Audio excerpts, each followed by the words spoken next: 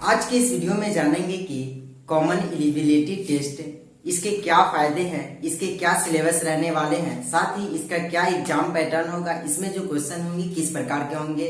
तो सारी डिटेल इस वीडियो को माध्यम से जानेंगे, इसलिए आप लोग इस वीडियो को अंत तक जरूर देखिए। दोस्तों, जैसा कि आप लोग जानते हैं कि हर एक के जो एग्जाम होते थे, रेलवे, एसएससी, बैंक, इस तरह के जो एग्जाम होते थे उसके लिए अलग अलग एजेंसियां होती थी। पीटे के लिए अलग एजेंसियां, मेंस के लिए अलग एजेंसी, उसके बाद है बैंक के लिए एसबीआई बैंक के लिए अलग, उसके बाद है पीएनबी बैंक के लिए अलग, साथ ही अलग जो प्राइवेट सेक्टर के बैंक है उसके लिए अलग। इस तरह की जो एजेंसियां होती थी जिसमें सरकार को जो भी एजेंसियां होती थी अलग अलग अपने अनुसार जो पीटी का एग्जाम लेते थे, जिसके अनुसार क्या होता था कि काफी समय लगते थे।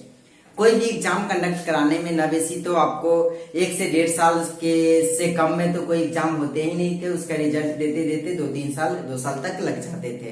तो इसी के लिए इसमें जो कॉमन एलिजिबिलिटी टेस्ट लाया गया है, जो कैबिनेट ने मंजूरी दे दी है। जैसे कि आप लोगों ने इससे जो 2020 का बजट आया था उसमें निर्मला सीतारमण जी ने उसमें चर्चा भी की थी। इस बातों को आप लोगों ने अगर सही से उसको पढ़ा होगा तो आप लोगों को पता होगा।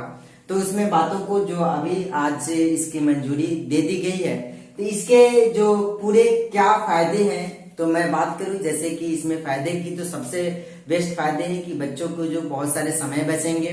इसमें क्या होते थे कि पहले काफी समय लग जाते थे एक एग्जाम कंडक्ट कराने के लिए, और साथ ही साल में एक ही बार जो पीटी का एग्जाम, जैसे कि अगर एसएससी का एग्जाम दे रहे हैं तो एसएससी में आप लोग देखते होंगे कि एक एग्जाम को देने के लिए आपको 1 साल का समय लगभग आपको सारे एक ही बार होता था साल में। लेकिन अगर प्री का जो एग्जाम होंगे इसमें इसी के आधार पे प्री ले लिए जाएंगे, प्रीलिम्स, जिसमें आपको एग्जाम ले करके आगे का जो मेंस के एग्जाम के लिए फिर अलग अलग जो अपने अपने एजेंसी है जिसका मेंस के एग्जाम लेते हैं वो अपने अनुसार अपने सेक्टर में लेने के लिए उनका एग्जाम के लिए वो बैठ सकते हैं, उनको उनके अनुसार फिर से फॉर्म उसमें डाल सकते हैं। तो ये बातें थी।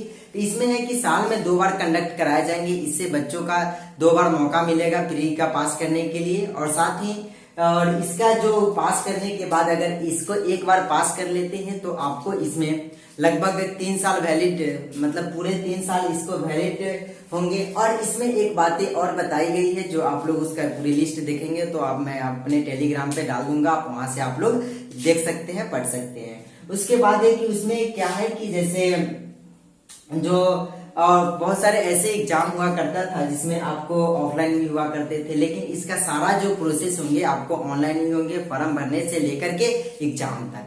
तो इसका सारी चीजें, इससे आपको भाषा की बात करूं तो आपको पहले हिंदी और इंग्लिश हुआ करता था, मतलब ऐसे रीजनल लैंग्वेज भी हुआ करता था। लेकिन अब है कि हर एक भाषा, जो हमारे संविधान में 22 भाषा है, लगभग सारे भाषा में जो स्टेट का उस अनुसार से सारे भाषा में इसको भाषा में एग्जाम होंगे।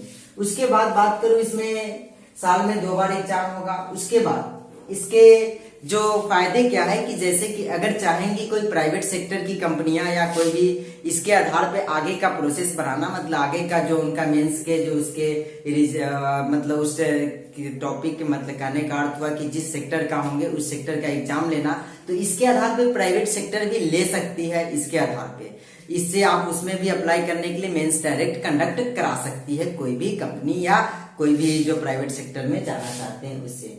दूसरी फायदा, अगर चाहे तो कोई स्टेट, हर एक स्टेट इसके आधार पे चाहे, अगर स्टेट की इसके आधार पे मैं मेंस का एग्जाम ले लूं तो उसमें भी काफी बेनिफिट होने वाले हैं, जो बच्चों के लिए काफी, अगर हो सके तो, पता नहीं है, अब स्टेट के ऊपर डिपेंड करते हैं, सारे स्टेट में ऐसा नहीं है, लेकिन ऐसा चांसेस है, हो सकता है ऐसा, मैं कह रहा हूँ। अगर उसमें तो अभी नहीं पूरे फाइनल किए गए, लेकिन जब ये लागू होंगे उसके बाद पता चलेंगे। 2021 से फाइनली इसको लागू कर दिया जाएगा। अब बात आते हैं कि जैसे कि इस एजेंसी का नाम क्या होगा, तो ध्यान रखना है NRA, मतलब नेशनल रिक्वायरमेंट एजेंसी। बहुत सारे एजेंसियां होती थी, रेलवे के लिए अलग एजेंसियां, पीटी के लिए अलग, बहुत सारे देखते होंगे कि एक रेलवे के एग्जाम के लिए लगभग 2-3 साल लग जाते हैं, 2 साल तो लगते ही है मिनिमम उसको फाइनल करते करते। अब देखिए सिलेबस की बात करूं तो इसका कॉमन एलिजिबिलिटी टेस्ट का इसमें सीईटी है, ना कि सीटीईटी, वो तो अलग होता है टीचर के लिए, लेकिन सीईटी है। इसमें क्या है, इसका सिलेबस की बात करूं तो आपको सिलेबस में इसमें सारे चीजें लगभग आपको जीके का तो होंगे ही है, तो आप लोग समझ रहे होंगे। मैं अपने आधार पे बता रहा हूँ, ऐसा नहीं है कि मैथ भी होंगे, क्योंकि बैंक में भी है, रेलवे में भी है और एसएससी में भी है, तो मैथ तो रहेंगे ही। साथ ही बात करूं तो आपको इंग्लिश, तो इंग्लिश बैंक में भी है, एसएससी में ही है, तो उसमें होंगे ही।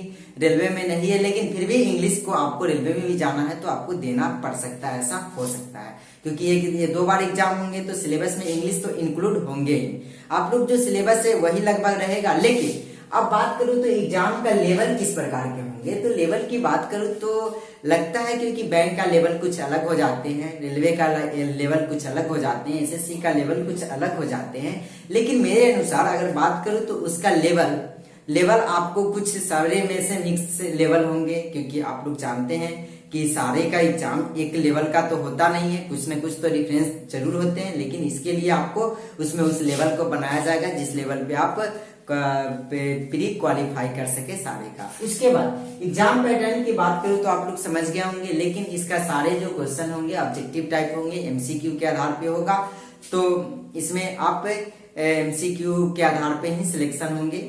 और अब इसमें कुछ और बातें रह गई, जैसे कि इसमें कुछ और बातें तो फायदे से रिलेटेड आपको बातें जानकारी मिल गई होगी, तो उम्मीद करता हूँ ये वीडियो आप लोगों को सारी बातें क्लियर कर दी होगी। तो आप लोग इस वीडियो को दोस्तों को साथ शेयर कीजिए, जिससे और दोस्तों को हेल्प हो सके। तो मिलते हैं एक नए वीडियोज में।